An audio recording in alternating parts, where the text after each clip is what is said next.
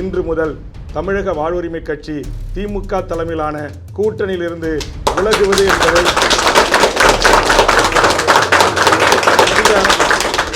அதிகாரப்பூர்வமாக அறிவிக்கிறேன். கொலை, கொள்ளை, கற்பழிப்பு, கஞ்சா அப்படின்னு என்னுடைய அறிக்கை, என்னுடைய முகநூல் பக்கத்தில் எல்லா அறிக்கையும் நான் பதிவிடுறேன். நீங்கள் எந்த மெயின் ஸ்ட்ரீம் எடுத்து போடுறது இல்லாதனால உங்களுக்கு தெரியல. இந்த ஆட்சியில் இப்போ சமீபத்தில் நடந்த தூத்துக்குடியில் நடந்த கொலையிலிருந்து அத்தனையும் நான் கண்டிக்கிறேன். சட்ட ஒழுங்கு யார் கையில் இருக்குன்னு நான் கேட்குறேன். காவல்துறை என்ன பண்ணிட்டு இருக்கீங்கன்னு கேட்குறேன். விரைவு நீதிமன்றத்துக்கு மூலம் உடனே தூக்கு தண்டனை கொடுக்கணுன்ற. அப்போ இதெல்லாம் திமுகவில் இருந்துக்கிட்டு நான் பேசவே கூடாது, நீ உதயசூரியன் சின்னத்தில் நின்ன, நீ வெறுமனே எங்களுக்கு ஆதரவு கட்சியாக மட்டும் இருக்கணும், வாயை திறக்கக்கூடாது, எந்த டிமாண்ட்ஸ் எங்களுக்கு வைக்கக்கூடாது அப்படின்ற அடிப்படையில் நீங்கள் அணுகுனீங்க அப்படின்னா, அப்போது இந்த 5 ஆண்டு காலத்தில் எந்த அமைச்சர்கள், எந்த துறை செயலாளர்கள், யார் எங்கெங்கே எந்தெந்த துறையில் தவறு செஞ்சுருக்காங்க, எல்லா புள்ளி விவரங்களும் என் கையில் இருக்குது. எல்லாவற்றையும் ஆதாரப்பூர்வமாக பத்திரிகையாளர் சந்திப்பில் அடுத்தடுத்து இனிதான் இருக்குது பாருங்கள். திமுக எங்களை கையாள்வதை எங்களால் ஏற்றுக்கொள்ள முடியாது. மற்றபடி நாங்கள் மதச்சார்பற்ற அணியில் இருக்கிறோம். திமுக தலைமையில் கூட்டணியில் இருந்தோம். இடதுசாரி சக்திகளோடு, விடுதலை சிறுத்தைகளோடு, ஒடுக்கப்பட்ட மக்களுக்கு போராடுகின்ற தலைவர்களோடு நாங்கள் கைகோர்த்து பயணித்தோம். ஆனால் அவர்களெல்லாம் கேட்கவில்லை. நீ யார் இதையெல்லாம் சொல்வது, நீ யார் எங்களுக்கு டிமாண்ட் வைப்பது என்கிற அந்த தோணியில் பேசுகின்ற அந்த பேச்சை ஒரு இந்திய ஒன்றியத்திடமிருந்து ஒரு காலத்தில் தனிநாடு கேட்ட போராளி இயக்கத்திலிருந்து உருவான வேல்முருகன் மற்ற தலைவர்களோடு என்னை ஒப்பிட்டு நீங்கள் தயவு செய்து இடம் போடக்கூடாது என்பதுதான். நீங்கள் உடனே சீட்டுக்காக வேல்முருகன் பிஜேபியோட கூட்டணிக்கு போயிடுவார், அங்கே போயிடுவார், இங்கே போயிடுவார், அதெல்லாம் கிடையவே கிடையாது. இங்கே இருக்கிற விளிம்பு நிலை மக்களுக்கு, ஒடுக்கப்பட்ட, பிற்படுத்தப்பட்ட, தாழ்த்தப்பட்ட, வஞ்சிக்கப்பட்ட மக்களுக்கான அரசியல் அதிகாரத்தையும் வேலைவாய்ப்பு உரிமையும் நீங்கள் தருவதற்கு முன்வர தயங்குகிறீர்கள். அந்த தயக்கத்திற்கு காரணம் உங்களை இயக்குகின்ற உயர்சாதி RSS சித்தாந்தம் கொண்ட அதிகாரிகள் என்று நான் பகிரங்கமாக குற்றம் சாட்டுகிறேன். ஓட்டு அரசியலை புறக்கணித்து விட்டு இந்த மண்ணுக்காக நான் போராடுறேன். எந்த ஆட்சி வந்தாலும், எந்த அரசாங்கம் வந்தாலும், எந்த காவல்துறையை கொண்டு என்ன பண்ணுவீங்க? அதிகபட்சம் சுடுவீங்களா? சுடுங்க, இல்லை வழக்கு போடுங்க. இன்றைக்கி நான் இந்த கூட்டணி 10 நாளாக தலைமை நிர்வாகிகிட்ட மாற்று முடிவு எடுக்கிறேன்ற ஒரே காரணத்திற்காக, ஹைட்ரோ கார்பனுக்காக, மீத்தேனுக்காக, ONGCக்காக நான் ஐயா மணியரசனோடு, மீத்தேன் ஜெயராமனோடு நான் டெல்டா மாவட்டத்தில் போராடின வழக்கை ஏற்கனவே சட்டமன்றத்தில் பேசி க்ளோஸ் செய்யப்பட்ட வழக்கை தூசி தட்டி எனக்கு 4 அன்னைக்கு சம்மன் கொடுக்குறாங்க. 23ஆம் தேதி நாளைக்கு நான் 3 நீதிமன்றத்தில் ஆஜராகணும் ஒரே நாளில். நீங்கள் டிஎன்பிசியில் இந்தியாவின் நாட்டை எந்த மாநிலத்தை சேர்ந்தவர் வரைக்கும் ஒரு RDOவை செலக்ட் ஆகிட்டாங்கன்னா அவங்க சீஃப் செக்ரட்டரி தான் ரிட்டையர் பண்ணுவான். யங்கஸ்ட் பீப்புளாக இருந்தானா 21 வயசு 22 வயசில். ஒரு டைரக்ட் டிஎஸ்பி ஆகிட்டானா டிஜிபி ஆகி தான், இல்லை ஏடிஜிபி ஆகி தான் ஓய்வு பெறுவான். ஒரு மேஜிஸ்ட்ரேட் ஆகிட்டானா சுப்ரீம் கோர்ட் வரைக்கும் நீ உச்சநீதிமன்ற தலைமை நீதிபதியாக கூட வருவதற்கு வாய்ப்பு இருக்குது. அதுக்கு வழி திறந்து விட்டது OPS. அந்த OPS இன்றைக்கி திமுக கூட்டணியில் இருக்கிறார். நான் என்ன சொல்கிறேன், அந்த சட்டத்தை ரத்து பண்ணுங்கன்னு சொன்னேன் 5 வருஷமாக. OPS கொண்டு வந்து அந்த சட்டம் இன்னி வரையிலும் யாருடைய அழுத்தத்திற்கு அடிபணிந்து ஏன் அந்த சட்டத்தை ரத்து பண்ணுங்க நான் கத்துறேன்.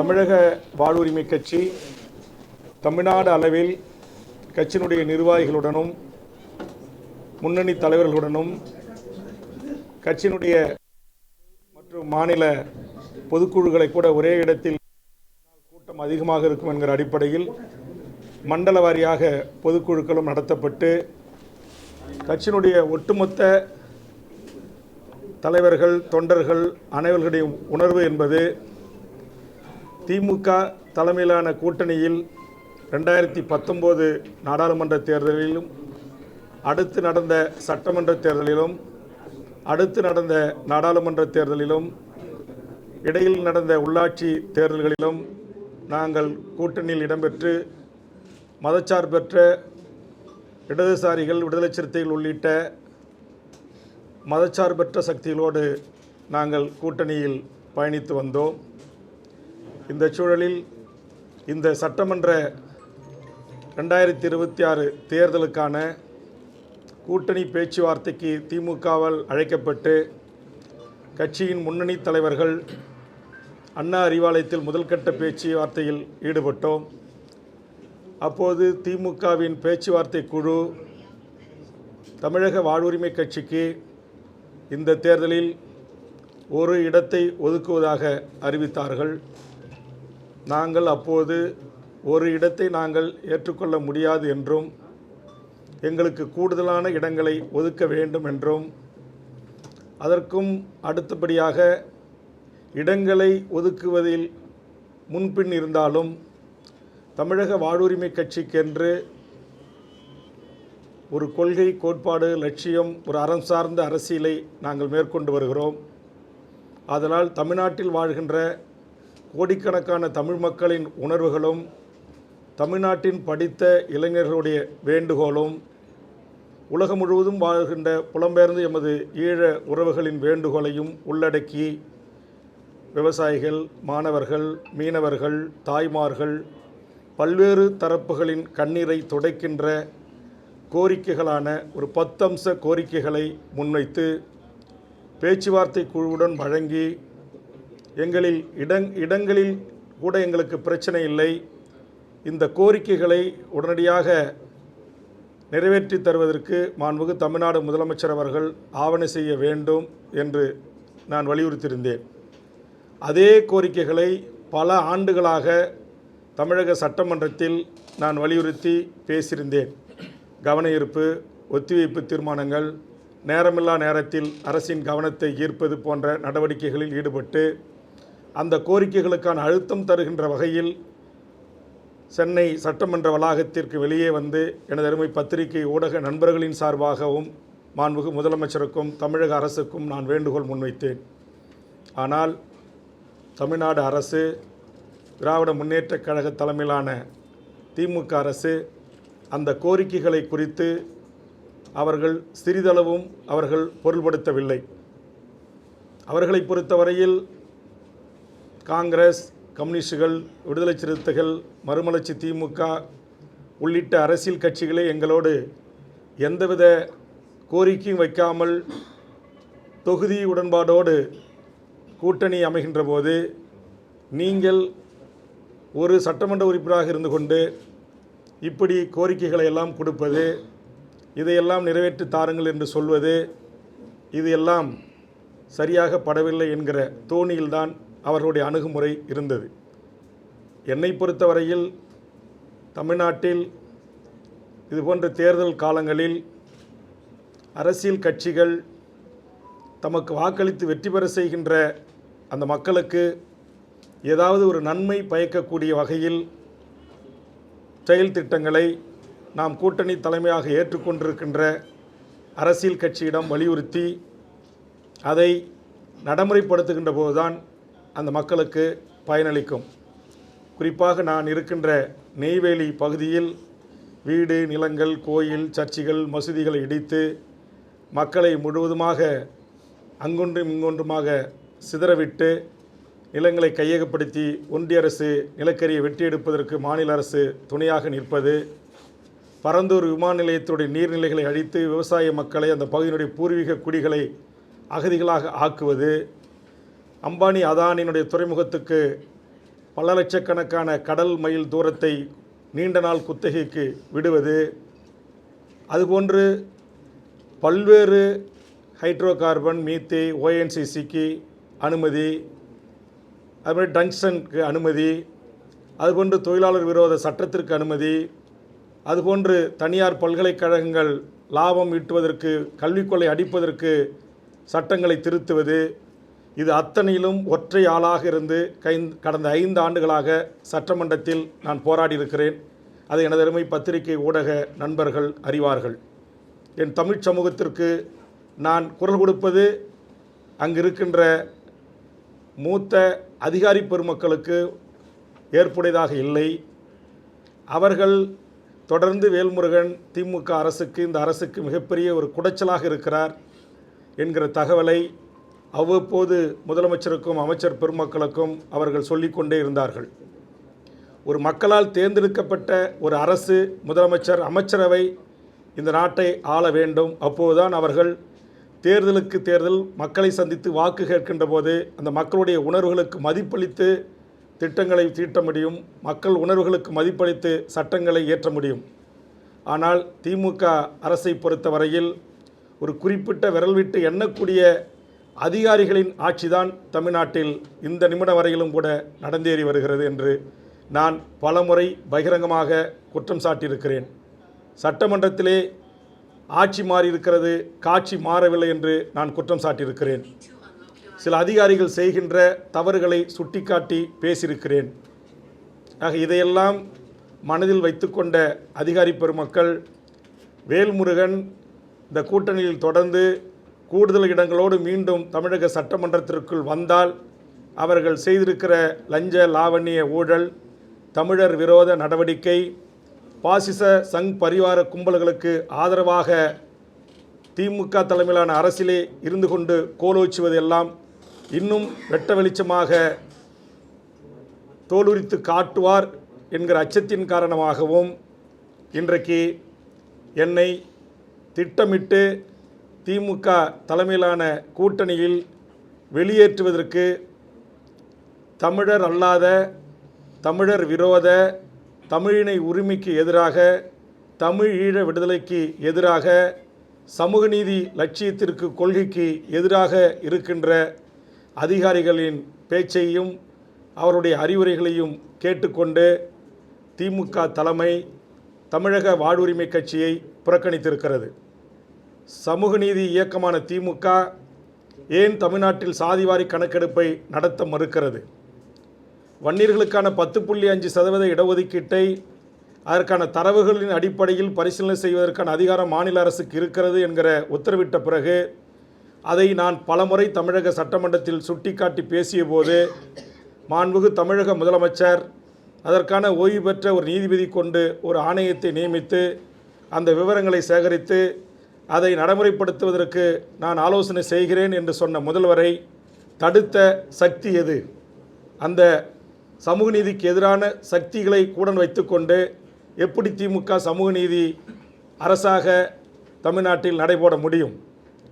தமிழ் சமூகத்திற்காக உழைத்த போராடிய எண்ணற்ற தமிழ் சமூகத்தின் ஆளுமைகளுக்காக மணிமண்டபம், சிலைகள், நினைவுத்தூண்கள், தபால் தலைகள், தெருக்களின் பெயர்களை சூட்டுங்கள் என்று நான் சொன்னபோதெல்லாம் எந்த பதிலும் சொல்லாமல் பெயரளவுக்கு 1 மற்றும் 2 போன்ற விஷயங்களை செய்துவிட்டு இங்கு ஒரு சினிமா நடிகர் சொன்னார் என்பதற்காக அவருடைய தந்தையின் பெயரிலே தெருக்களை வைப்பது.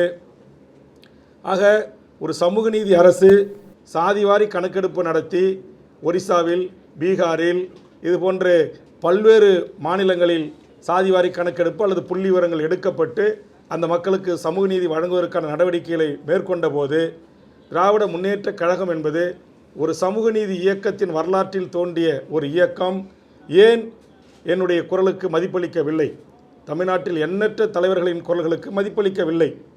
இங்கே இருக்கிற சிறப்பு முகாம் மூடப்பட வேண்டும், ஈழத்தில் இனப்படுகொலைக்கு உள்ளாகி அங்கு சிறையில் கைது செய்து வைக்கப்பட்டிருந்த விடுதலை புலிகளின் தளபதிகள் உட்பட பலர் கூட, பெண் போராளிகள் உட்பட பொது மன்னிப்பு பல ஆண்டுகளுக்கு பிறகு அளிக்கப்பட்டு அவர்கள் மறுவாழ்வு வாழ்ந்து கொண்டிருக்கிறார்கள். ஆனால் தமிழ்நாட்டில் இங்கு பாஸ்போர்ட் ஆக்டில் கைது செய்யப்பட்டு நீதிமன்றத்தால் பிணை வழங்கப்பட்டு புழல் சிறையிலிருந்து அவர்கள் வெளியே வருகின்ற போது அங்கு வாசலிலே வைத்து அவர்களை கைது செய்து சிறையில் அடைக்கிறார்கள். திருச்சி சிறப்பு முகாமில் அடைத்து கொடுமைப்படுத்துகிறார்கள். தொடர்ச்சியாக அங்கே மரங்களில் ஏறி போராட்டம், உயிரை பண வைத்து உண்ணாவிரதங்கள். தற்போது கூட சக்தி என்கிற நாதன் உயிருக்கு போராடி கொண்டிருக்கிறார். போராட்டம் தொடர்ந்து கொண்டிருக்கிறது. ஆக தமிழக வேலை தமிழருக்கே என்கிற ஒரு சட்டம் இயற்றினால் என்ன? குஜராத்தில் இருக்கிறது, கர்நாடகத்தில் இருக்கிறது, பீகாரில் இருக்கிறது, இந்தியாவில் பல மாநிலங்களில் இருக்கிறது. அந்த மாநில மக்களுக்கான வேலைவாய்ப்பு முன்னுரிமை. ஆனால் தமிழ்நாட்டில் அப்படி ஒரு சட்டம் இயற்றப்படவில்லை. தமிழ் வழியில் படித்தவர்களுக்கான 20% இடஒதுக்கீட்டிற்கான அந்த உரிமை சட்டமாக இதுவரையிலும் இயற்றப்படவில்லை. அதுபோன்று ஓபிஎஸ் காலத்தில் தமிழ்நாட்டுடைய அரசு உயர் பதவிகளை டிஎன்பிசியினூடாக எவர் வேண்டுமானாலும் வந்து எழுதி இங்கே கோட்டாட்சியராக, டிஎஸ்பியாக, நீதிபதியாக, பல்வேறு துறையினுடைய அசிஸ்டன்ட் கமிஷனராக பதவிக்கு வரலாம் என்கிற நிலை இந்த நிமிடம் வரையிலும் இருக்கிறது.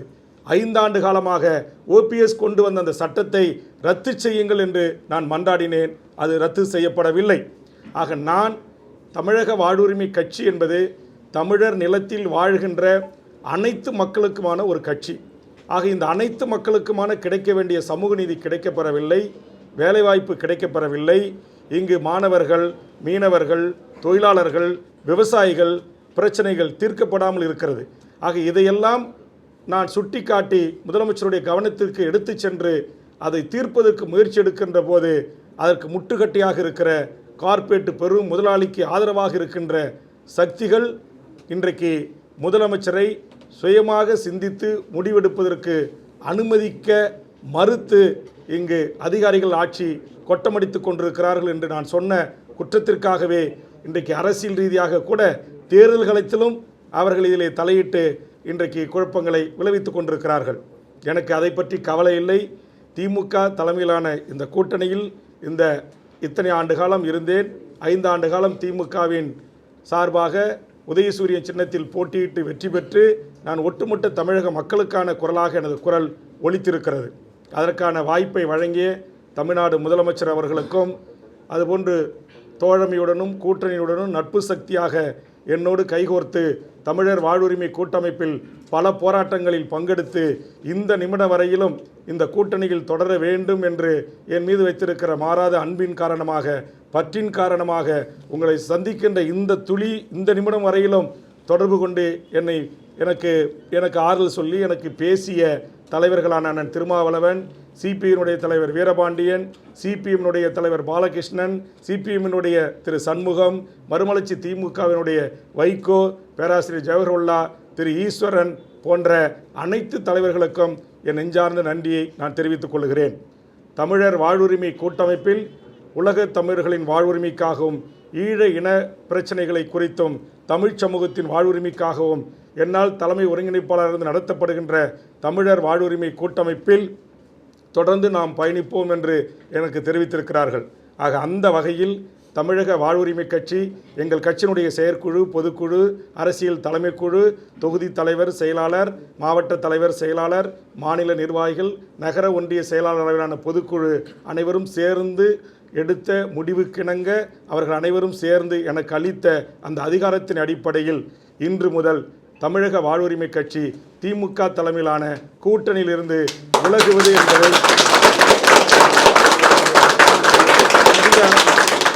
அதிகாரப்பூர்வமாக அறிவிக்கிறேன். இதற்கு பிறகு தமிழக வாழ்வுரிமை கட்சி முக்கிய தலைவர்களோடு கலந்து ஆலோசனை செய்து, இப்போது கூட நீங்கள் பார்த்திருக்கலாம், அலுவலகத்தில் சுமார் 25க்கும் மேற்பட்ட பல்வேறு தமிழ் தேசிய அமைப்புகள், பெரியாரி இயக்கங்கள், ஒடுக்கப்பட்ட விளிம்பு நிலை மக்களுக்காக போராடுகின்ற அமைப்பினுடைய தலைவர்கள் என்னை சந்திக்க வருகின்றிருக்கிறார்கள். ஆதலால் அவர்களோடு கலந்து பேசி, இன்னும் தமிழ்நாட்டில் இருக்கிற பல்வேறு அரசியல் கட்சி தலைமைகளோடு கலந்து பேசி, நான் வைத்திருக்கிற பிரதான இந்த 10 கோரிக்கையை ஏற்றுக்கொள்கின்ற, இந்த 10 கோரிக்கைக்காக என்னோடு போராட்ட களத்திற்கு களமாட வருகின்ற அமைப்புகளை, அரசியல் கட்சிகளுடன் கலந்து பேசி, நாங்கள் இந்த 2026 தேர்தலை எதிர்கொள்வதை குறித்து பத்திரிகை ஊடக நண்பர்களை அழைத்து அதிகாரப்பூர்வமாக நான் அறிவிப்பு செய்ய இருக்கிறேன். எனதருமை பத்திரிகை ஊடக நண்பர்களுக்கு ஒரு அன்பான வேண்டுகோள். எங்கள் கட்சியை பொறுத்தவரையில் இது தமிழ்நாடு விடுதலைப்படை, மாவோயிஸ்ட் இயக்கங்கள், தமிழ்நாடு மீட்சிப்படை போன்ற பல்வேறு தமிழ் தேசிய அரசியல் ஆளுமைகளை கொண்ட ஒரு அரசியல் தலைமை குழுவாக, அரசியல் முக்கிய நிர்வாகிகளை கொண்ட ஒரு கட்சியாக நடைபெற்று வருகிறது. தனித்து நான் எந்த முடிவும் எடுக்க முடியாது. சில பத்திரிகை நண்பர்கள் என்னை நேர்காணல் காணுவதற்கு வருகை தந்தபோது, நான் ஒரு 24 மணி நேரம் பொறுத்து கொள்ளுங்கள், நாளை பத்திரிகையாளர்களை அதிகாரப்பூர்வமாக சந்திக்கிறேன் என்று சொன்னேன். உடனே 24 மணி நேரம் கெடு என்று ஒரு செய்தியை போடுகிறீர்கள்.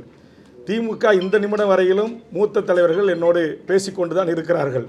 ஆனால் காத்திருந்த வேல்முருகன் என்று என்னுடைய சுயமரியாதைக்கும் தன்மானத்துக்கும் நீங்கள் இழுக்கு ஏற்படுத்துவது போல் உங்கள் பரபரப்புக்கு பிரேக்கிங் நியூஸ் போடுகிறீர்கள்.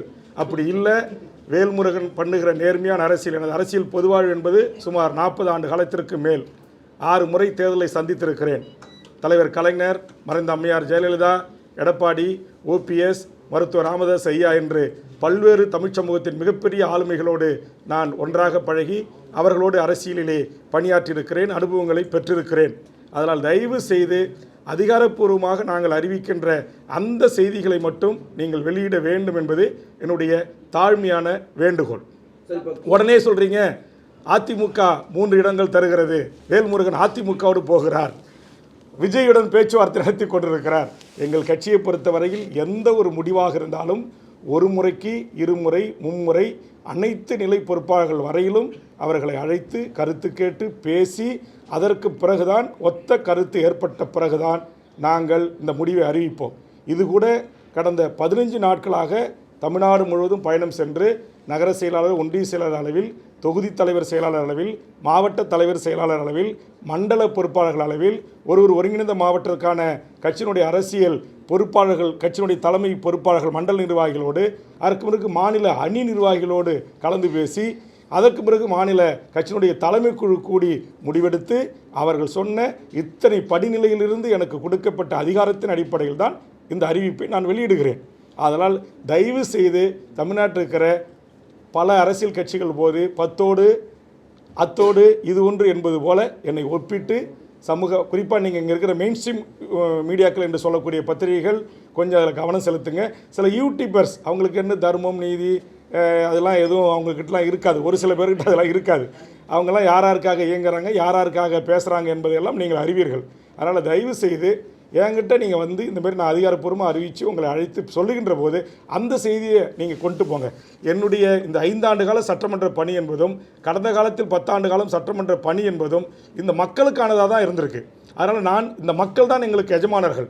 ஆக நான் சமரசமற்று திமுக தலைமையிலான கூட்டணியில் எந்த கொள்கை வழி நின்று எந்த ஒரு குறைந்தபட்ச செயல் திட்டத்தின் அடிப்படையில் நான் ஆதரவு அளித்து அவர்களோடு இருந்தேன். அப்போ அந்த குறைந்தபட்ச செயல் திட்டத்தில் 1-2 நிறைவேற்றிவிட்டு மீதும் பெரும்பான்மையான கோரிக்கைகள் நிறைவேற்றப்படாது இருக்கின்ற போது அதை நிறைவேற்றி தாருங்கள், எங்களுக்கு இடங்கள் கூட பெரிதில்லை என்று நான் சொல்கின்ற போது நீங்கள் ஒரு சிறிய கட்சி, நீங்கள் என்ன எங்கள் பெரிய கட்சியை பார்த்து டிமாண்ட் வைப்பது என்கிற பெரியண்ணன் பாணியில் திமுக எங்களை கையாள்வதை எங்களால் ஏற்றுக்கொள்ள முடியாது. மற்றபடி நாங்கள் மதச்சார்பற்ற அணியில் இருக்கிறோம். திமுக தலைமையில் கூட்டணியில் இருந்தோம். இடதுசாரி சக்திகளோடு, விடுதலை சிறுத்தைகளோடு, ஒடுக்கப்பட்ட மக்களுக்கு போராடுகின்ற தலைவர்களோடு நாங்கள் கைகோர்த்து பயணித்தோம்.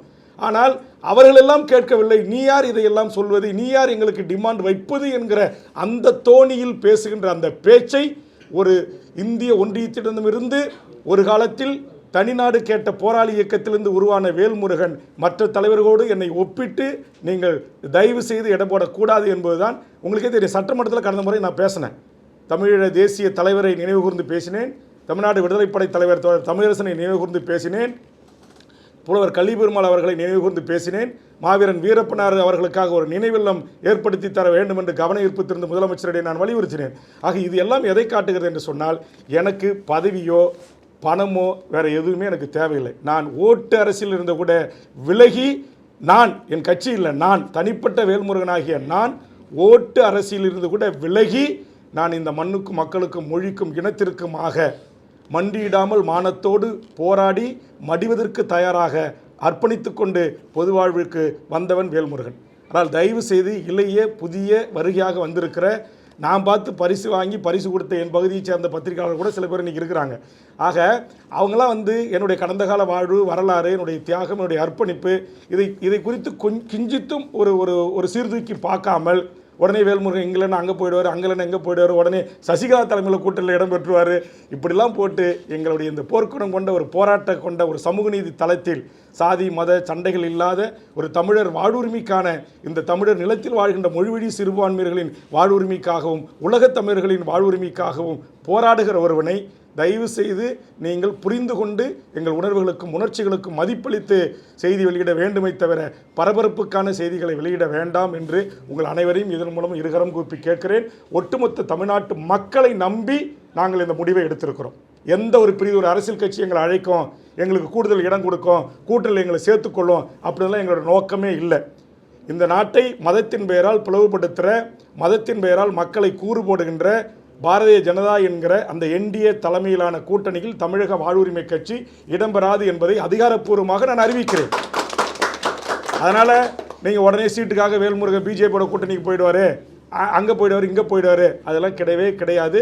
நாங்கள் எங்கள் கட்சி கூடி நாங்கள் இங்கே வருகை தந்திருக்கிற ஆதரவு தெரிவித்திருக்கிற அரசியல் கட்சிகள் அமைப்புகளோடு கலந்து பேசி எத்தனை தொகுதிகளில் போட்டியிடுகிறோம், யாரோடு கூட்டணி வைத்து போட்டியிடுகிறோம், அல்லது யாரோடு தொகுதி உடன்பாடு மட்டும், தேர்தலுக்கு மட்டுமே தொகுதி உடன்பாடு, தேர்தல் முடிந்தவுடன் அது அவர்களோட எந்த ஒட்டு உறவும் இல்லை, எங்களுக்கென்று கொள்கையை முன்னிறுத்தி தேர்தல் பாதையை முடித்துக்கொண்டு மக்களுக்கான அரசியல் பாதையை பயணிப்பதையெல்லாம் குறித்து நாங்கள் விவாதித்து முடிவெடுத்து அறிவிக்க இருக்கிறோம்.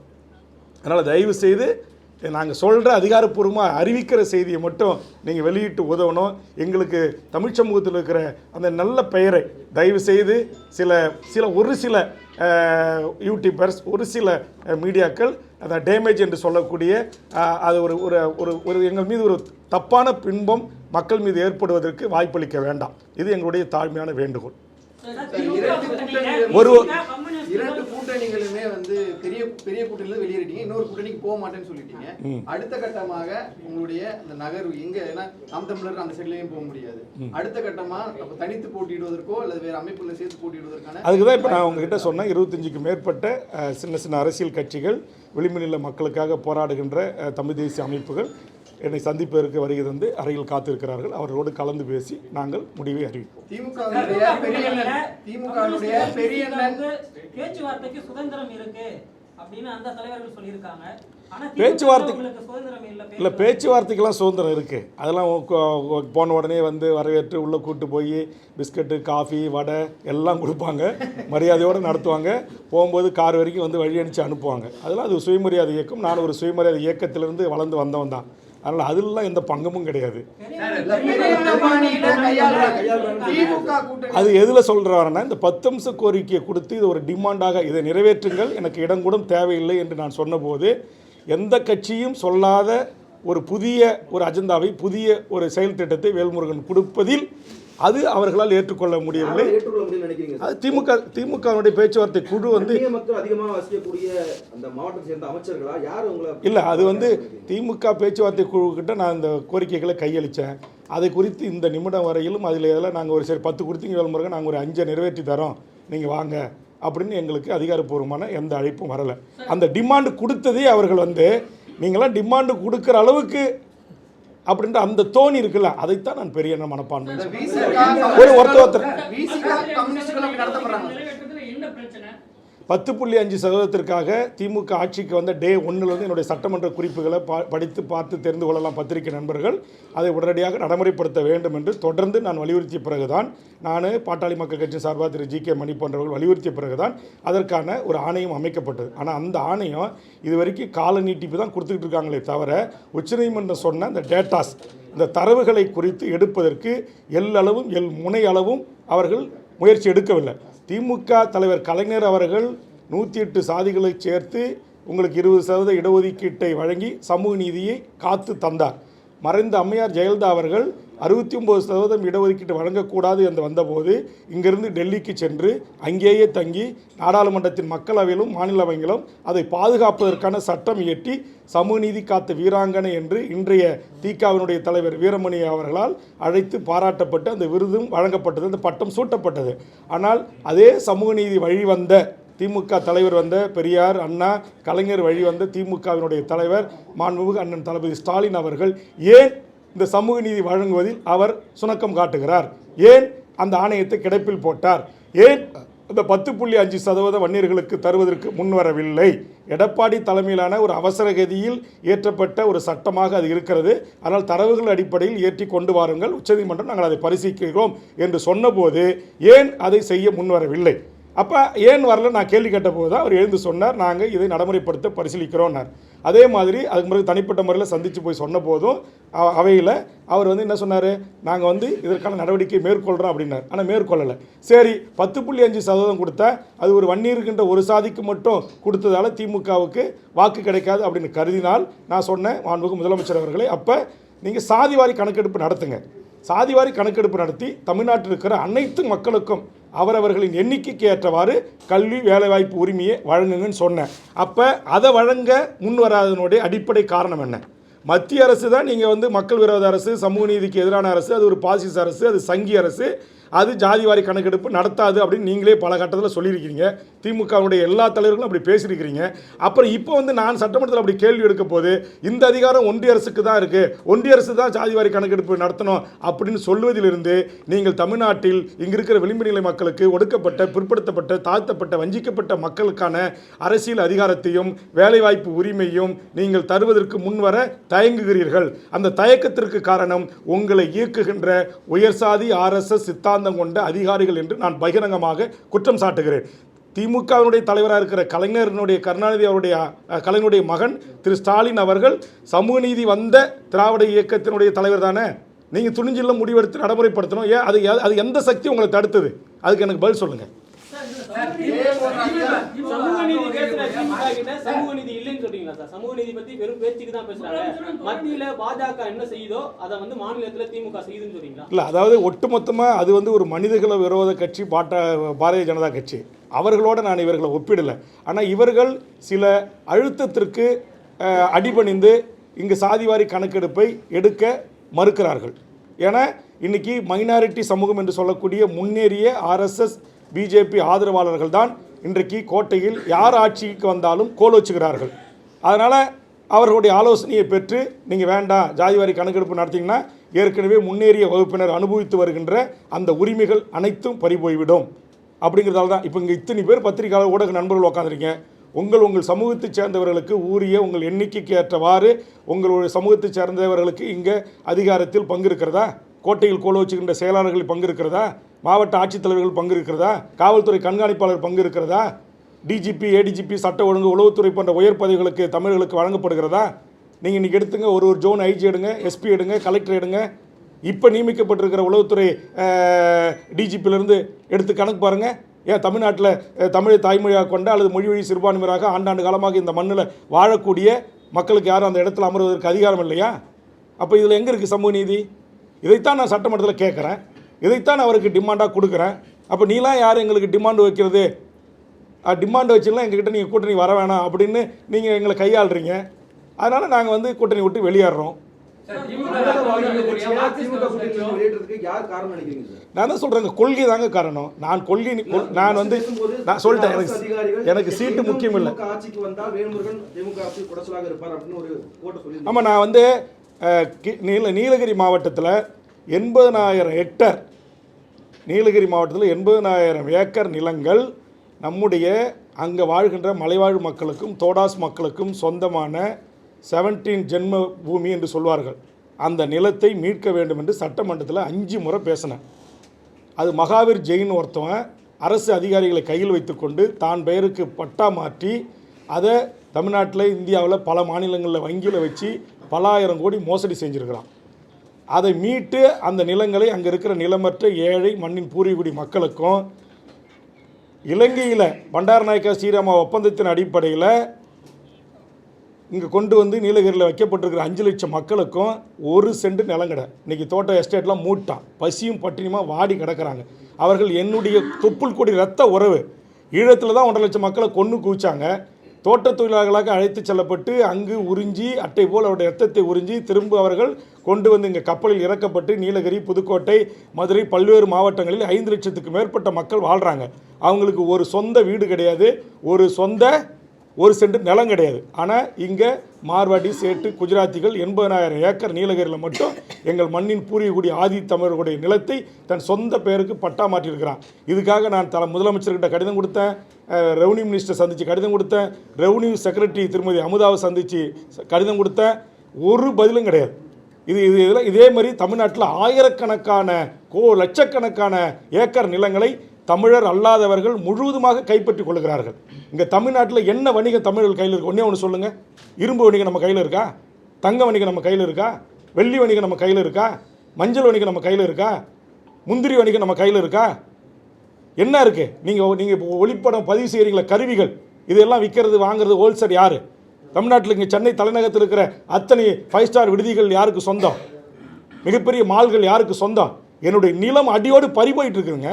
பரந்தூர் விமான நிலையத்தில் எதுக்கு நீங்கள் டாட்டாவுக்காக என்னுடைய பூர்வீகுடி மக்களுடைய நிலத்தை 5000 ஏக்கரை அவங்கள கொண்டு போய் அகதியாக பல கிராமங்களில் தூக்கி எறிஞ்சு எதுக்கு தாரை வாக்குறீங்க? இந்திய அரசுக்குன்னு சொந்தமாக விமானம் இருக்கா? அப்போ இது வேல்முருகன் திமுக அரசுடைய தடையை மீறி அங்கு சென்று அந்த போராட்ட காலத்தில் பங்கெடுத்து கொண்டேன். அன்னையிலேருந்து ஒரு மந்திரி, அங்கு திமுக அமைச்சர்கள் இருக்கிற மந்திரி அங்கே பல 100 ஏக்கர்களை வாங்கி போட்டிருக்கிறாங்க.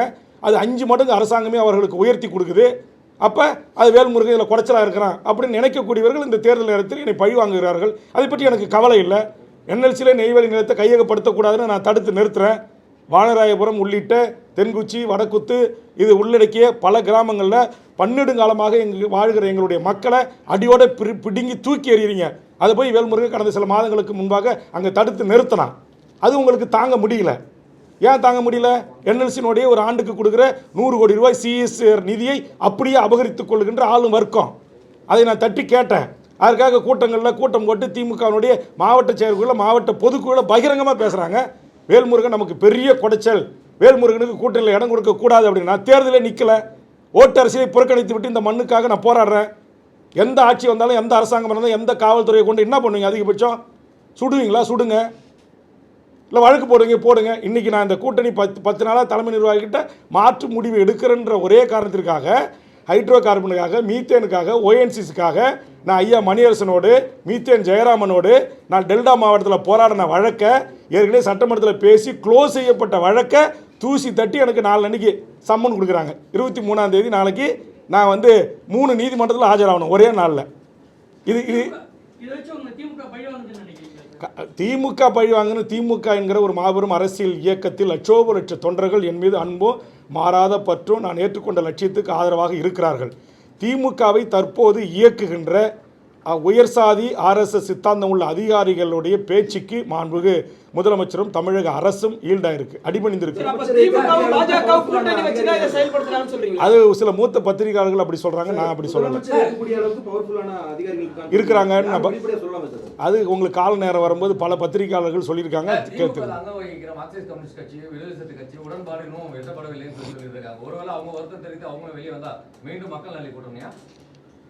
இல்லை, அது நான் வெளியேறிட்டேன்னு உங்களுக்கு அறிவிச்சிருக்கிறேன். அவர்கள் அப்படி வெளியேறி விட்டார்கள் என்று அறிவித்தால் அப்படி அவங்க வெளியேற மாதிரி எனக்கு தெரியல. காரணம், அவர்கள் அனைவருமே, நான் தான் சொல்கிறேன், இப்போ உங்களை சந்திக்க உட்கார முன்னாடி அந்த கட்சியினுடைய மாநில செயலாளர்கள், தலைவர்கள், அண்ணா நம்ம ஒரு மதச்சார்பற்ற அணியில் இருக்கிறோம், நீங்கள் கண்டிப்பாக சட்டமன்றத்துக்கு போகணும், குரலற்ற மக்களின் குரலாக நீங்கள் ஒலிக்கணும் அப்படின்றத தொடர்ந்து உங்களுக்கே தெரியும். நேற்று கூட பத்திரிகையாளர் சந்திப்பில் அண்ணன் திருமாவளவன் என் மீது வைத்திருக்கிற அந்த மிகப்பெரிய ஒரு நம்பிக்கை, ஒரு நட்பின் காரணமாக பல முறை என்னை தொடர்பு கொண்டு பேசினார்கள். அதனால் பல என் மீது மாறாத பற்றுள்ள பல திமுகவுடைய மாவட்ட செயலாளர்கள், அமைச்சர் பெருமக்கள் கூட இந்த நிமிடம் வரையிலும் கூட என்னை தொடர்பு கொண்டு கொஞ்சம் பொறுத்தருங்க அப்படின்லாம் பேசுகிறாங்க. ஆனால் எனக்கு என்ன சொன்னேன், சரி சீட்டு தான் உங்களுக்கு நெருக்கடி இருக்குது, காங்கிரஸுக்கு கூட்டு கொடுத்துட்டீங்க, தேமுதிகவுக்கு கூடுதலாக கொடுத்துட்டீங்க, கமல்ஹாசனுக்கு கொடுக்குறீங்க, சீட்டே வேண்டாங்க, இந்த 10 அம்ச கோரிக்கை நிறைவேற்றுங்கன்ற. இது நீங்கள் ஜாதிவாரி கணக்கெடுப்பு நடத்தும், இன்னும் இப்போ 5 வருஷம் ஆட்சி முடிஞ்சு போச்சு, 5 வருஷம் கரடியாக நான் கத்தனை சட்டமன்றத்தில் செய்யலைங்க, மீண்டும் திமுக தான் ஆட்சிக்கு வரப்போகிறது, இது ஒரு வெற்றி கூட்டணி என்று நானே சொல்லியிருக்கிறேன்ல. அப்படி இருந்தேன் இல்லை நேற்று வரைக்கும், இந்த நிமிடம் வரைக்கும் அதுதானே உங்ககிட்ட சொன்னேன். அப்போ மீண்டும் திமுக ஆட்சிக்கு வந்தபோது வேல்முருகன் கொடுத்த இந்த கோரிக்கைகளை திமுக அரசு பரிசீலிக்கும் அப்படின்னு என்னை அழைத்து முதலமைச்சர் சொல்லுவதில் என்ன உங்களுக்கு? அப்போ யார் தடுக்கிறா? எது உங்களை தடுக்கிறது? இந்த கேள்விக்கு என்ன பதில் இருக்குது?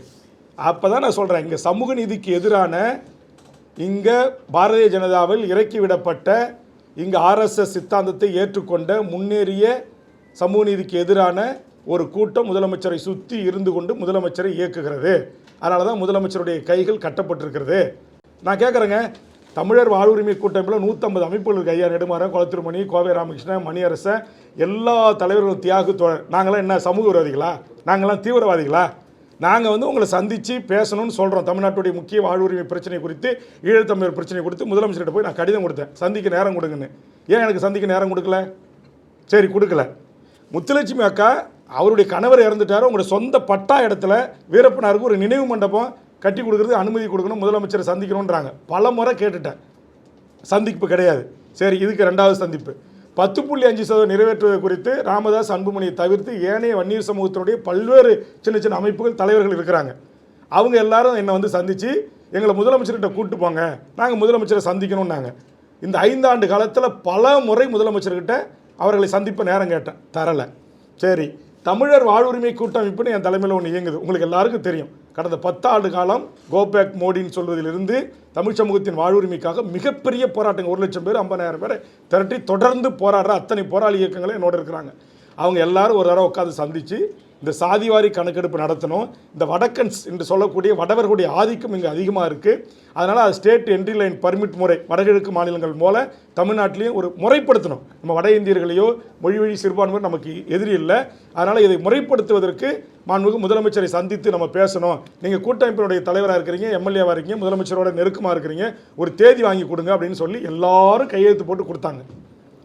மதிமுக உள்பட எல்லா கட்சிகளும், விடுதலை சிறுத்தைகள் எல்லாரும் அதை கொண்டு போய் முதலமைச்சர் வீட்டில் கொடுத்துட்டு உடனே முதலமைச்சருடைய செக்ரட்டரி, உளவுத்துறை, மூத்த அமைச்சர்கள்லாம் உட்காந்து யார் யார் அந்த 150 பேர் கொடுங்கன்னாங்க. 150 பேரை கொடுத்து 2-3 மணி நேரம் அதை குறித்து நான் அவங்ககிட்ட மன்றாடுறேன். இவர்களெல்லாம் சந்திக்கணுன்றாங்க. போன தேர்தலில் நமக்காக தேர்தல் வேலை செஞ்சவங்க, இவங்க யாரும் தீவிரவாதி கிடையாது, நக்சல் பாரி கிடையாது, எல்லாம் ஜனநாயக சக்திகள்.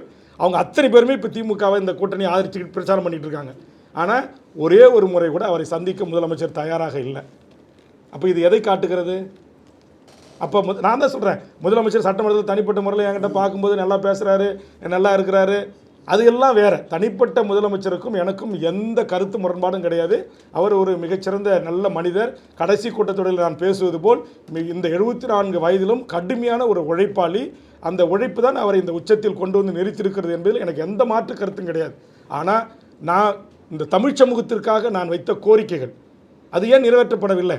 அது குறித்து அவர்களோடு உங்களை ஆட்சிக்கட்டில் அமர்வதற்கு போராடிய கொளத்தூர் மணியை சந்திக்கிறதுல, கோவை ராமகிருஷ்ணனை சந்திக்கிறதுல, தியாகுவை சந்திக்கிறதுல, மணியரசனை சந்திக்கிறதுல, மீத்தர் ஜெயராமனை சந்திக்கிறதுல, மே 17 இயக்கத்தை சந்திப்பதில், பொயிலனை சந்திப்பதில், பெருஞ்சித்தனாருடைய பையன் பொயிலனை சந்திப்பதில் உங்களுக்கு என்ன பிரச்சனை? குழந்தை அரசனை சந்திப்பதில் என்ன பிரச்சனை? தடா ரஹீமை சந்திப்பதில் என்ன பிரச்சனை? KM ஷரீஃபை சந்திப்பதில் என்ன பிரச்சனை? STPயினுடைய முபாரக்கை சந்திப்பதில் என்ன பிரச்சனை? அப்போ இவர்கள் எல்லாம் நாங்கள் கையொப்பமிட்டு உங்ககிட்ட கொடுத்தோமே, ஏன் எங்களை அழைச்சி பேசலை? ஒரே ஒரு முறையாவது இந்த 5 ஆண்டு காலத்தில் கோட்டையில் அதிகாரப்பூர்வமாக தமிழர் வாழ்வுரிமைக்கான போராட்ட களத்தில் இருக்க இயக்கங்களை சந்தித்து முதலமைச்சர் பேசியிருக்கிறாரா?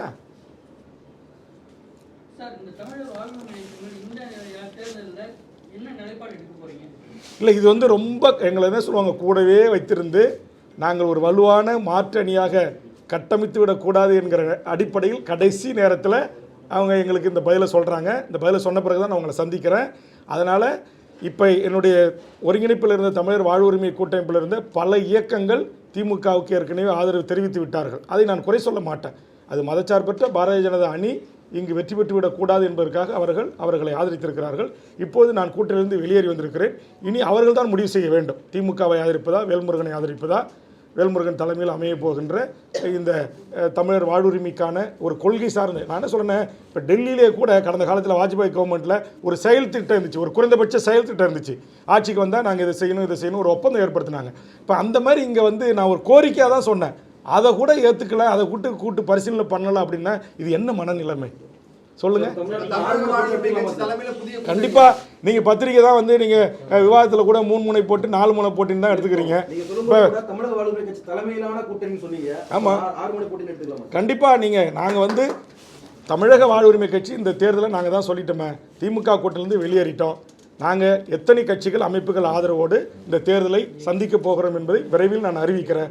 அப்போ எங்களை நீங்கள் வந்து 5 முனை போட்டியை தாண்டி 6 முனை போட்டியாக கூட களம் மாறுகிறது என்பதை நீங்கள் தான் விவாத பொருளாக மக்கள்கிட்ட கொண்டு போகணும். நீங்கள் முதல்ல நாங்கள் இந்த மண்ணுக்கும் மக்களுக்கும் போராடுகின்ற போராளிகளை கொண்ட இயக்கங்கள் இருக்குது, இவங்கெல்லாம் இங்கே லஞ்சம், லாவணியம், ஊழல், மண்ணை திருடாமல், மலையை வெட்டி கடத்தாமல், தாது மணல் கொள்ளையில் ஈடுபடாமல், லாட்ரி விற்காமல், கஞ்சா விற்காமல், ஹபீன் விற்காமல் இந்த மண்ணில் நேர்மையான அரசியலாளர்கள் எங்களை போன்றவர்கள் இருக்கிறாங்க என்பதை இந்த நாட்டில் இருக்கிற கடகோடி உழைக்கும் பாட்டாளி வர்க்கத்திற்கும் கடகோடி வாக்காளருக்கும் கொண்டு சேர்க்க வேண்டிய கடமையும் பொறுப்பும் எனது அருமை பத்திரிகை ஊடக நண்பர்களாகிய உங்களுக்கு இருக்குது. நீங்கள் கொண்டு போய் சேருங்க. நீங்கள் ஒரு சினிமா நடிகரை கொண்டு போய் சேர்ப்பதில் இங்கே இருக்கிற போராளி இயக்கம் மறந்து ஐயா கண்ணு, நல்ல கண்ணு போன்றவர்களை சேர்க்க மறந்துட்டீங்க. ஐயா கண்ணு போன்ற, பாண்டியன் போன்ற இந்த மண்ணுக்காக விவசாய மக்களுக்காக போராடுகின்ற இளைஞரன் போன்றவர்களை கொண்டு போய் சேர்க்க மறந்துட்டீங்க. எத்தனையோ விவசாய சங்க தலைவர்களை, உதயகுமாரனை கொண்டு போய் சேர்க்க மறந்துட்டீங்க. ஆக அதுமாரி இல்லாமல் ஒரு அரசியல் கட்சியாக நாங்களும் இந்த மாதிரி நாங்களும் இருக்கிறோம். இப்போ நிறைய அமைப்புகள் இருக்கிறாங்க, சமரசமற்று கடைசி நிமிடம் வரைக்கும் போராடி மடிந்தாலும் பரவாயில்லை அப்படின்னு. இப்போ அவர்களுக்கு உரிய முக்கியத்துவத்தை, அவர்களுக்கு உரிய இடங்களை பத்திரிகை ஊடகங்கள் அவர்களுக்கு உரிய வெளிச்சத்தை கொடுங்க. நாங்கள் எல்லாரும் சேர்ந்து இந்த பத்திரிகை ஊடகத்தின் சார்பாக நாங்கள் கைகூப்பி தமிழக மக்கள்கிட்ட சொல்கிறோம், நாங்கள் ஒரு மாற்று அரசியலை, ஒரு அறம் சார்ந்த அரசியலை, ஒரு இந்த மண்ணுக்கான, மக்களுக்கான, மொழிக்கான, இனத்திற்கான, எதிர்கால என் சந்ததிக்கான ஒரு அரசியலை செய்வதற்கு நாங்கள் முற்படுகிறோம். தமிழக மக்கள், தமிழக வாழ்வுரிமை கட்சி தலைமையில் நாங்கள் முடிவெடுத்து அறிவிக்கின்ற அந்த கூட்டணியை ஆதரிக்க வேண்டும் என்று அன்போடு கரம் கூப்பி தமிழக மக்களுக்கு வேண்டுகோள் வைக்கிறேன். அதிமுகவுக்கும் பாஜகவுக்கும் சாதகமாயிடாதா? எப்படி சாதகமாகும்? நான் தான் சொல்லிட்டேன், NDA என்பது அது ஒரு பாரதிய ஜனதா மதத்தின் பெயரால் மக்களை அணிதிரட்டுகின்ற ஒரு கூட்டணி. அந்த கூட்டணியை எங்களுக்கு வாக்களிக்கக்கூடியவர்கள் கொள்கை, கருத்தியல், லஞ்சம், லாவண்யம், ஊழல், சுற்றுச்சூழல், காலநிலை மாற்றம், மீனவர் வாழ்வுரிமை, தொழிலாளர் வாழ்வுரிமை, விவசாயிகளுடைய வாழ்வுரிமை, விவசாயிகள் உற்பத்தி செய்கின்ற விளைபொருளுக்கு நியாயமான கட்டுப்படியான விலை கிடைக்க வேண்டும் என்று சொல்லுகின்ற எங்களுடைய சிந்தனை, எங்களுடைய எண்ணங்கள் என்டையராக டிஃப்ரெண்ட். ஆனால் பாரதிய ஜனதா என்பது முழுக்க முழுக்க கார்ப்பரேட் நிறுவனங்களை உள்ளடக்கிய பெரும் முதலாளிகளை வளர்த்து எடுக்கிற இங்கே இருக்கிற நான் சொன்ன சிறு குறு தொழிலாளர்களிலிருந்து சிறு குறு விவசாயிகளிலிருந்து மீனவர்களிலிருந்து இவர்களுடைய வாழும் உரிமை பறிக்கின்ற ஒரு கட்சி பாரதிய ஜனதா. அதுக்கு எப்படி நாங்கள் லாபமாக செயல்படுவோம்? தனித்து போட்டியில் தயாராக இருக்கணும் கண்டிப்பாக. ஏன்னா நான் கூட்டணி இப்போ வந்திருக்காங்க, அவங்களை கேட்காம நான் அறிவிக்கக்கூடாதுன்னு உங்ககிட்ட அறிவிக்கல. அவர்கள் அனைவரோட கலந்து பேசி கிட்டத்தட்ட 25 அமைப்புகள் சின்ன சின்ன விளிம்பு நிலை மக்களுக்காக போராடுகின்ற கட்சிகள் என்னை வந்து சந்திச்சிருக்காங்க. ஏற்கனவே நான் சொன்ன மாதிரி திரு தடா ரஹீம் போன்றவர்கள், திரு உதயகுமாரன் போன்றவர்கள், திரு KM ஷரீப் போன்றவர்கள், நம்முடைய தூத்துக்குடியினுடைய ஸ்டெர்லைட் போராட்டத்தினுடைய ஒருங்கிணைப்பு குழு தலைமை ஒருங்கிணைப்பாளர் நேற்று தினம் வந்து என்னை ஆதரவு தெரிவித்தார் டாக்டர் வாத்திமா போன்றவர்கள். இது போன்ற எண்ணற்ற அமைப்புகள் இயக்கங்கள் தொடர்ச்சியாக நீங்கள் எடுக்கிற அந்த முடிவுக்கு நாங்கள் ஆதரவாக இருக்கிறோம் என்று தொடர்ச்சியாக எனக்கு ஆதரவுகள் குவிந்து கொண்டு வருகிறது. நீங்கள் பத்திரிகை நண்பர்களே சொல்லுங்கள், இந்த 2 நாளாக இந்த ஸ்டாண்டை நான் எடுத்த பிறகு இப்படி கலந்து ஆலோசிட்டுருக்குன்னு தெரிஞ்ச பிறகு சமூக வலைதளங்களில் நீங்கள் சாதாரண பொதுமக்கள் கூட என்னை ஆதரித்து கருத்து பதிவிட்டுக்கிட்டு கொண்டிருக்காங்க. அப்படி வேணுமா நான் வேணுமா ஒரு 100கணக்கான கருத்து பகிர்வு உங்களுக்கு வேணுமா அனுப்புகிறேன். நீங்கள் வேணுமா செய்தியாக போட விருப்பம் இருந்தால் போடுங்க. நாங்கள் வந்து அதை வந்து எங்களுக்கு கிடைக்கிற ஆதரவுகளை பொறுத்து கண்டிப்பாக நாங்கள் முடிவு அறிவிப்போம். சாதிவாரி கணக்கெடுப்பு நடத்தாது, 10.5% இடஒதுக்கீடு வன்னியர்களுக்கு கொடுக்காது, இதெல்லாம் திமுக பண்ணாது. வன்னியர்களுக்கு எதிரான ஒரு அரசியலா திமுக இருக்குன்னு பார்க்குறீங்களா? நாங்கள் வந்து வன்னியருக்கு மட்டும் எதிராக அதனால தான் சொல்கிறேன், சமூக நீதியே இந்த மண்ணில் அனைத்து மக்களுக்கும் கிடைத்துவிடக்கூடாது என்பது தடுக்கிற ஒரு கூட்டம் முதலமைச்சரை சுற்றி இருக்கிறது என்பது என்னுடைய குற்றச்சாட்டு. அதற்கு முதலமைச்சர் வந்து ஈல்டாகிறார். அதனால தான் முதலமைச்சர் சாதிவாரி கணக்கெடுப்பு எடுத்தலை அப்படின்றது என்னுடைய பார்வை. புரியுது? நீங்கள் வந்து போராட்டத்தில் ஈடுபடுறப்போ அமைச்சர் வந்து தடுத்தாரு சொன்னாங்க, யாருன்னு சொல்லுவோம்? யாருன்னு அமைச்சரவையில் இடம்பெற்றிருக்கிற அமைச்சர் யார்? நீங்கள் வந்து பத்திரிகை நண்பர்கள் தான், நீங்கள் வந்து என்ன சொல்லுவாங்க, இன்வெஸ்டிகேஷன் ஜேர்னலிசம் என்று சொல்லக்கூடியவர்கள். அங்கே யார் ஆயிரக்கணக்கான ஏக்கரை யார் இந்த விமான நிலையம் வருவதற்கு முன்பாக வாங்கி போட்டு இன்றைக்கி 5 மடங்கு அரசாங்கத்துக்கிட்ட பணத்தை பெறுவதற்கும் அல்லது ரியல் எஸ்டேட்டு, அங்கே 5 ஸ்டார் ஹோட்டலு, நட்சத்திர விடுதிகள், ஐடி போன்ற கம்பெனிகளை உருவாக்கலான்னு யார் திட்டமிட்டிருக்காங்களோ அவர்கள். சார், நீங்கள் நீங்களே சொல்லியிருக்கீங்க பல கோரிக்கைகள் பரிசீலனை இருக்குது. நீங்கள் சட்டப்பேரவை இருக்கும்போதுமே பல கோரிக்கைகள் நிறைவேற்றிருக்கீங்க. தமிழ்நாடு முழுக்க பல கோரிக்கைகளை முன்னெடுத்து சென்றிருக்கீங்க. மீண்டும் ஆட்சிக்கு வருவதற்கான வாய்ப்பு இருக்கிறதையும் பதிவு பண்ணியிருக்கீங்க. கண்டிப்பாக அந்த ஆட்சி அமைப்பு சரி, அதை மீண்டும் ஆட்சிக்கு வரக்கூடிய திமுக இது செய்து தாருங்கன்னு ஒரு உறுதிமொழி கொடுக்குறதுல என்ன இருக்குது உங்களுக்கு? உங்களை மரியாதை குறைவாக நடத்திட்டாங்க. ஆமாம் சார், நான் தான் சொல்கிறேன், எனக்கு சீட் நான் கேட்டது 5 சீட்டுக்கு 6 சீட்டு கேட்டேன், 5 சீட்டு கேட்டேன், 4 சீட்டு கேட்டேன், இறுதியாக ஒரு 3 இடங்கள் கொடுங்கன்னு. அப்புறம் நான் சொன்னேன், இந்த 3 இடங்களை காட்டிலும் எனக்கு இந்த கோரிக்கைகள் பிரதானமானது, மிக முக்கியமானதுன்னு சொன்னேன். அப்போ நீங்கள் உண்மையிலே நான் இந்த கூட்டணியில் தொடரணும்னு சொல்லி திமுக தலைவர் நினச்சிருந்தா, இங்கே வாங்க வேல்முருகன், உங்கள் கோரிக்கை 10 கொடுத்துருங்க. இந்த 10 என்னால் இப்போதைக்கு நிறைவேற்ற முடியாது. 5 கோரிக்கை ஆட்சிக்கு வந்த உடனே நான் நிறைவேற்றுறேன். நான் போன நாடாளுமன்ற தேர்தலுக்கு 2019 ஆதரவு கொடுக்கும்போது நான் ஒன்று சொன்னேன், இந்த தமிழக வேலை தமிழருக்கேன்ற சட்டம் இயற்றணும்னு சொன்னேன். அதை ஏற்றலை. ஆனால் அதுக்கு மாறாக குறைந்தபட்சம் நான் கொடுத்த அழுத்தத்தின் அடிப்படையில் தமிழ் வழியில் எழுத படிக்க பேச தெரிஞ்சவர்களுக்கு டிஎன்பிசியில் 40 மதிப்பெண் எடுப்பவர்களுக்கு வேலை என்று ஒரு சின்ன திருத்தத்தை சேர்ந்து, அது என்னுடைய அழுத்தத்துக்கு எனக்கு அது உங்களுக்கு எல்லாருக்குமே தெரியும். அது கொண்டு வந்த பிறகு தான் இன்றைக்கி உங்களுக்கு திரும்ப ரொம்ப நீங்கள் எல்லாம் பத்திரிகையாளர் கூட அதில் வந்து ரொம்ப விழிப்புணர்வு இல்லாமல் இருக்கிறீங்க. நீங்கள் டிஎன்பிசியில் இந்தியாவின் நாட்டை எந்த மாநிலத்தை சேர்ந்தவர் வரைக்கும் ஒரு ஆர்டிஓவை செலக்ட் ஆகிட்டாங்கன்னா அவங்க சீஃப் செக்ரட்டரி தான் ரிட்டையர் பண்ணுவான். யங்கஸ்ட் பீப்புளாக இருந்தானா 21 வயசு 22 வயசில் ஒரு டைரக்ட் டிஎஸ்பி ஆகிட்டானா டிஜிபி ஆகி தான் இல்லை ஏடிஜிபி ஆகி தான் ஓய்வு பெறுவான். ஒரு மேஜிஸ்ட்ரேட் ஆகிட்டானா சுப்ரீம் கோர்ட் வரைக்கும் நீ உச்சநீதிமன்ற தலைமை நீதிபதியாக கூட வருவதற்கு வாய்ப்பு இருக்குது. அதுக்கு வழி திறந்து விட்டது ஓபிஎஸ். அந்த ஓபிஎஸ் இன்றைக்கி திமுக கூட்டணியில் இருக்கிறார். நான் என்ன சொல்கிறேன், அந்த சட்டத்தை ரத்து பண்ணுங்கன்னு சொன்னேன் 5 வருஷமாக. ஓபிஎஸ் கொண்டு வந்து அந்த சட்டம் இன்னி வரையிலும் யாருடைய அழுத்தத்திற்கு அடிபணிந்து ஏன் அந்த சட்டத்தை ரத்து பண்ணுங்க நான் கத்துனேன். பிடிஎல் பழனிவேல்ராஜ் அந்த துறையை கொஞ்ச நாள் கவனிச்சார், தங்க தினரசு கவனிச்சார், இப்போ வந்து கயல்விழி செல்வராஜ் கவனிக்கிறாங்க. நீங்கள் அந்த சட்டத்தை ரத்து பண்ணாமல் வேல்முருகனுடைய கோரிக்கையை நிறைவேற்றின மாதிரி இருக்கணும், ஈயம் பூசின மாதிரி இருக்கணும், பூசாத மாதிரி இருக்கணுன்ற மாதிரி நீங்கள் வந்து 40 மதிப்பெண் எடுத்தால் மட்டும்தான் அப்படின்னு கொண்டு வந்து அந்த கதையை முடிச்சிட்டிங்க. அந்த சட்டத்தை ரத்து பண்ணுறதுல உங்களுக்கு என்ன பிரச்சனை இருக்குது? அப்போ நான் சொன்ன வட இந்திய RSS பின்புலம் கொண்ட ஒரு கும்பல் இங்கே டிஎன்பிசினுடைய செக்ரட்டரியாக உயர்ந்த பதவிகளில் சேர்மனாக உட்காடுறீங்க. ஏன் தமிழ்நாட்டில் டிஎன்பிசினுடைய சேர்மனாக ஒரு பச்சை தமிழ் அமர வைப்பதில் உங்களுக்கு என்ன சிக்கல்? யாரை போட்டிருக்கிறீங்க? அவர் தமிழ்நாட்டில் இருக்கிற இந்த மண்ணின் மக்களாக இருக்க படித்து விட்டு பட்டம் படித்து 1 கோடி பேர் வேலை வாய்ப்புகளில் பதிவு செய்து காத்திருக்கிறானே, அவன் அந்த வேலைக்கு போகிறதுக்கான வாய்ப்பு உருவாக்காங்களா? தமிழ்நாட்டு வரலாற்றில் இன்றைக்கி குரூப் 2 தேர்வு ரத்து பண்ணது இருக்கா? இன்றைக்கி அட்ட டைமில் நீங்கள் 50 லட்சம் பேர் தேர்வு எழுதக்கூடிய கட்டமைப்பு கொண்ட தமிழ்நாட்டில் எதுக்கு இந்த குளறுபடி? இந்த தேர்வுக்கு தயாரான அந்த இளைஞர்களுடைய எதிர்காலம் என்ன ஆச்சு? அப்போ இதெல்லாம் நான் கேட்குறேங்க, நான் அறிக்கை கொடுக்குறேன். கொலை, கொள்ளை, கற்பழிப்பு, கஞ்சா, அபின் என்னுடைய அறிக்கை, என்னுடைய முகநூல் பக்கத்தில் எல்லா அறிக்கையும் நான் பதிவிடுறேன். நீங்கள் எந்த மெயின் ஸ்ட்ரீம் எடுத்து போடுறது இல்லாதனால உங்களுக்கு தெரியல. இந்த ஆட்சியில் இப்போ சமீபத்தில் நடந்த தூத்துக்குடியில் நடந்த கொலையிலிருந்து அத்தனையும் நான் கண்டிக்கிறேன். சட்ட ஒழுங்கு யார் கையில் இருக்குன்னு நான் கேட்குறேன். காவல்துறை என்ன பண்ணிகிட்டு இருக்கீங்கன்னு கேட்குறேன். விரைவு நீதிமன்றத்துக்கு மூலம் உடனே தூக்கு தண்டனை கொடுக்கணுன்ற. அப்போ இதையெல்லாம் வந்து திமுகவில் இருந்துக்கிட்டு நான் பேசவே கூடாது, நீ உதயசூரியன் சின்னத்தில் நின்ன, நீ வெறுமனே எங்களுக்கு வந்து ஆதரவு கட்சியாக மட்டும் இருக்கணும், வாயே திறக்கக்கூடாது, எந்த டிமாண்ட்ஸும் எங்களுக்கு வைக்கக்கூடாது அப்படின்ற அடிப்படையில் நீங்கள் அணுகுனீங்க அப்படின்னா, அப்போது இந்த 5 ஆண்டு காலத்தில் எந்த அமைச்சர்கள், எந்த துறை செயலாளர்கள், யார் எங்கெங்கே எந்தெந்த துறையில் தவறு செஞ்சுருக்காங்க, எல்லா புள்ளிவிவரங்களும் என் கையில் இருக்குது. எல்லாவற்றையும் ஆதாரப்பூர்வமாக பத்திரிகையாளர் சந்திப்பில் அடுத்தடுத்து நீங்கள் இனி இருக்குது பாருங்கள். வேல்முருகன் இந்திய நாட்டுடைய ஆடிட் அண்ட் அக்கவுண்ட் ஜெனரலுடைய அறிக்கை, அந்த அறிக்கையின் அடிப்படையில் அந்த அத்தனை அறிக்கைகளும் என் கையில் இருக்குது. கடந்த கால அதிமுக ஆட்சியும் சரி, இந்த கால திமுக ஆட்சியிலும் சரி, இதில் மக்களுடைய வரிப்பணம் எத்தனை ஆயிரம் கோடி இன்றைக்கி அறப்போர் இயக்கம் வெளியிடுற மாதிரி, இன்றைக்கி பல யூடியூபர்ஸ் கூட துணிஞ்சு சில தவறுகளை சுட்டி காட்டுற மாதிரி என்கிட்ட அதிகாரப்பூர்வமாக ஆவணமாகவே இருக்குது. இதையெல்லாம் வைத்து நான் பொதுமக்கள்கிட்ட என்னுடைய கருத்தை சொல்கிறேன். நான் வந்து ஒரு ஆளுங்கட்சி கூட்டணியிலேருந்து இன்றைக்கி உங்களுக்கு தெரியும், திமுக எனக்கு கொடுக்குற ஒரு இடமோ 2 இடமோ அது வந்து எனக்கு எம்எல்ஏ சீட் இல்லை, அது எம்எல்ஏ. ஏன்னா நெய்வேலியில் நான் 32,000 ஓட்டு சுயேட்சை வச்சுருக்கிறேன். இப்போ விஜய் மருத்துவர் ஐயா தலைமையில் அணி சேர்த்த பிறகு 6 அணி, அங்கே ஒட்டுமொத்த ஓட்டே 1,50,000 ஓட்டு தான் போலாகும். ஏன்னா மொத்த ஓட்டே 1,70,000 ஓட்டு தான். அப்போ என்எல்சி இருக்கிற பெரிய ஆஃபீஸர்லாம் ஓட்டு போட வரமாட்டான். 1,50,000 ஓட்டில் 6 அணியாக பிரித்தா ஏற்கனவே நான் வாங்கின 32,000 ஓட்டே போதுமான வெற்றிக்கான ஓட்டு, என்னால் வெற்றி பெற முடியும். ஆனால் நான் ஓட்டரசியலை கூட ஒதுக்கி வைத்துவிட்டு நான் இந்த 10 அம்ச கோரிக்கை என்பது என் எதிர்கால இளைய தலைமுறைக்கானது.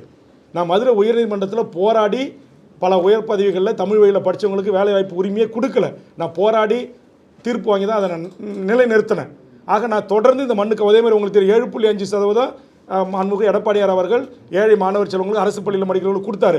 ஆனால் அது பிரைவேட் காலேஜில் அனுமதி இல்லை. அதற்கு நான் வழக்கை தொடுத்து அதுக்கு ஆனந்த வெங்கடேசன் மூலமாக தீர்ப்பை பெற்று நான் அதை நடைமுறைப்படுத்தினவன். நான் அதனால தான் சொல்கிறேன், நான் இந்த மண்ணுக்கானவன், இந்த மக்களுக்கானவன். அதேமாதிரி உங்களுக்கு தெரியும், நீட்டு தேர்வு எழுதுறதுக்கு பீகார், உத்தரப்பிரதேசம், ராஜஸ்தான், கர்நாடகா போய் எழுதணுன்னாங்க. அண்ணா நகரில் இருக்க தென்னிந்திய நீட் அலுவலகத்துடைய டைரக்ட் அலுவலகத்தை இழுத்து பூட்டு போட்டு அந்த கொஸ்டின் எல்லாரும் அதர் ஸ்டேட்டுக்கு போக விடாமல் தடுத்து அங்கே உட்கார்ந்த இடத்துல இருந்து தமிழ்நாட்டு மாணவர்கள் இந்திய நாட்டில் எங்கு தேர்வு எழுதினார்களோ அதுக்கான போக்குவரத்து கட்டணம், ஃப்ளைட் டிக்கெட்டு, ட்ரெயின் டிக்கெட்டு அத்தனையும் திருப்பி கொடுக்கணும். இந்த ஆண்டோட நீங்கள் தமிழக மாணவர்கள் எங்கேயும் வெளியில் போய் தேர்வு எழுத அனுப்பக்கூடாது, தமிழ்நாட்டில் அத்தனை அடிப்படை வசதிகள் இருக்குது, தமிழ்நாட்டிலே தேர்வு எழுதுங்கன்னு சொல்லி பூட்டி சிறைவித்து அதே இடத்துல ஒப்பந்தம் ஏற்படுத்திக்குவேன். அதேமாதிரி சிறப்பு ட்ரெயினில் வந்து அப்ரண்டிஸ் பண்ணிக்கல, சென்னிமலையில், திருச்சியில், சென்னையில், சேலத்தில் எல்லாம் வடநாட்டுக்காரனே உள்ளே வந்துக்கிட்டு இருந்தான். அதுக்கு ஜிஎம் அலுவலகத்தை முற்றுகையிட்டு இழுத்து பூட்டு போட்டு அங்கேயே போய் உட்காந்து போராடி தமிழ்நாட்டை சேர்ந்து வேலைவாய்ப்பு அலுவலர்கள் பதிவு செய்யப்பட்ட தமிழக இளைஞர்களுக்கு மட்டுமே இனி ரயில்வே துறையில் ஆள் எடுக்கணும்னு சொல்லி அதை சட்டமாக்கியவன் வேல்முருகன். அப்போ நான் எதுக்கு சொல்ல வரேன்னா, எனக்கு சீட்டே பிரச்சனை இல்லைங்க, எனக்கு பதவியே முக்கியம் இல்லை. நான் தமிழ்நாடு விடுதலைப்படைன்ற ஒரு மூமெண்ட்லேருந்து ஜனநாயகத்தை ஏற்றுக்கொண்டு தேர்தல் அரசியலுக்கு வந்தவன். அதனால் எனக்கு எதுக்கு பதவி? நீங்கள் கொடுக்குற ஒரு சீட்டு 2 சீட்டு எனக்கு முக்கியம் இல்லை. என் தமிழ் சமூகத்தின் உயிர்நாடி பிரச்சனை சமூக நீதி பிரச்சனை. ஈழத்தில் நடந்த இனப்படுகொலை, அதுக்கு ஒரு சர்வதேச நீதி விசாரணை வேணும்னு அம்மையார் ஜெயலலிதா நிறைவேற்றின தீர்மானத்தை நிறைவேற்ற உங்களுக்கு யார் தடுத்தா? எது தடுக்குது? பதில் சொல்லுங்கள் எனக்கு. ஒரு இனப்படுகொலைக்கு ஒரு சர்வதேச நீதி விசாரணையை நடத்துங்கன்னு ஒரு தீர்மானம் நிறைவேற்றி ஒரு பக்கம் பேப்பர் உங்களுக்கு செலவாக போது மோடி அரசுக்கு அனுப்பி வைங்க. ஏன் அதை செய்ய மறுக்கிறீங்க? யாருக்கு பயப்படுறீங்க? பதில் சொல்லுங்கள். சட்டமன்றத்தில் 5 வருஷம் கேட்டேன், பதில் சொல்லலை. இன்றைக்கி உங்கள் கூட்டணிலேருந்து வெளியேறியும் கேட்குறேன், பதில் சொல்லுங்கள். அன்றைக்கும் கேட்டேன், இன்றைக்கும் கேட்பேன், நாளைக்கும் கேட்பேன். அதான் வேல்முருகன். பதவிக்கானவன் அல்ல, சீட்டுக்கானவன் அல்ல, நோட்டுக்கானவன் அல்ல. ஒன்றே என் சொந்த சாதியை சேர்ந்த ஒரு பசங்க ஒரு சில பேர் போடுறான், திமுக வேல்முருகனுக்கு பல கோடியை கொடுத்து வன்னியர்கள் ஓட்டை பிரிப்பதற்கு முயற்சிக்கிறார்கள். இந்த அபத்தங்கள் நடக்கும், அதை பற்றியெல்லாம் நான் கவலைப்படலை. இந்த அவதூறுகள் நடக்கும், அதை பற்றியெல்லாம் நான் கவலைப்படலை. நான் இந்த மண்ணையும் மக்களையும் மொழியும் இனத்தையும் நேசிக்கக்கூடிய ஒருவன். என்னை முழுவதுமாக அறிந்த மூத்த பத்திரிகை ஊடக நண்பர்களுக்கும் மூத்த அரசியல் தலைவர்களுக்கும் தெரியும். என்னுடைய சட்டமன்ற உரையை 5 ஆண்டு காலம் உன்னிப்பாக கவனித்த எனது அருமை பத்திரிகை ஊடக நண்பர்களாகிய உங்களுக்கும் தெரியும். அதனால் என்னுடைய கோரிக்கை, என் மக்களுக்கான கோரிக்கை தான் பிரதானம். அதை முன்னோக்கி தான் நான் தொடர்ந்து வலியுறுத்தி வந்தேன். அதற்கு கூட எனக்கு ஒரு சரியான பதில் கிடைக்காத பட்சத்தில் எங்கள் கட்சி ஒட்டுமொத்தமாக எடுத்த முடிவை எனது அருமை பத்திரிகை ஊடக நண்பர்களுக்கு அறிவித்திருக்கிறேன். தொடர்ந்து நீங்கள் ஆதரவு தர வேண்டும் என்று கேட்டு நிறைவு செய்கிறேன். நன்றி, வணக்கம்.